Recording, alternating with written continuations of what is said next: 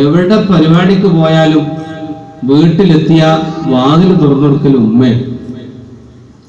എത്ര തിരക്കുണ്ടെങ്കിലും ഡ്രസ്സൊക്കെ ഒന്ന് മാറി ഉമ്മന്റെ അടുത്ത് ഇരുന്നിട്ട് ഒന്ന് സംസാരിക്കും, ഉമ്മനോടൊന്ന് സംസാരിക്കും. എന്നിട്ട് സംസാരിച്ചിട്ടാണ് തിരിച്ചു പോരുക. രാവിലെ ഉമ്മന്റെ അടുത്ത് നിന്ന് വരുമ്പോൾ 1, 2, 3 ദിവസങ്ങളൊക്കെ ഉമ്മന്റെ അടുത്ത് എത്താൻ വിട്ടുപോയാൽ താമസിച്ചാൽ ഉമ്മന് ഫോണിൽ വിളിക്കും. ഉമ്മക്കും തന്നെ ഞാനും തന്നെ നീ എന്താ വിളിക്കാത്തത്, എൻ്റെ ഒച്ച കേൾക്കാൻ പൂതിയായിട്ടാണ് എന്ന് പറയും ഉമ്മ.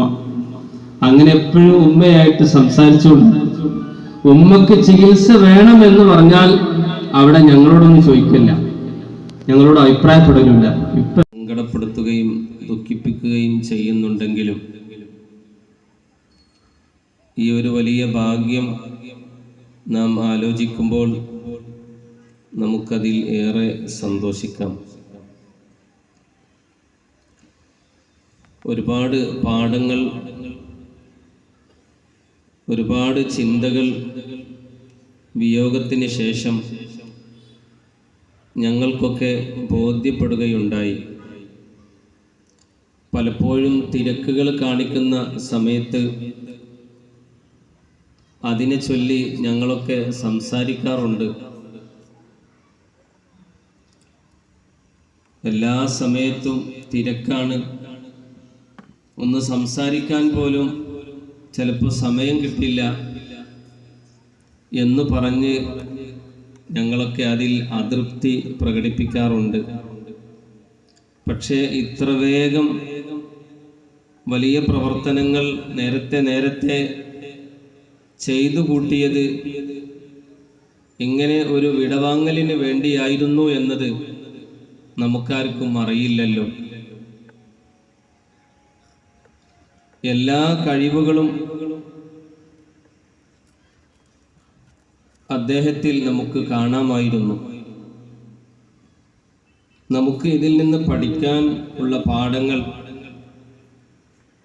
ആദ്യമായി ആശീർവാദങ്ങളും പൊരുത്തങ്ങളുമാണ് ഒരു വ്യക്തിയുടെ ഏറ്റവും വലിയ ഉയർച്ച. ഞങ്ങളുടെ കൂട്ടത്തിൽ, ഞങ്ങളെ മക്കളെ കൂട്ടത്തിൽ ഉപ്പക്കും ഉമ്മക്കും വലിയപ്പക്കും വലിയമ്മക്കൊക്കെ ഏറ്റവും തൃപ്തിയുള്ള ഒരു മോനായിരുന്നു സഖാഫി.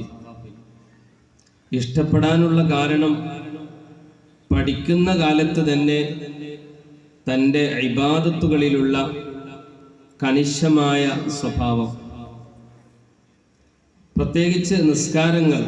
ഇത് പറയുമ്പോൾ ഒരു വലിയ ഇബാദത്ത് ചെയ്ത ആള് എന്ന് എനിക്ക് അഭിപ്രായമില്ല.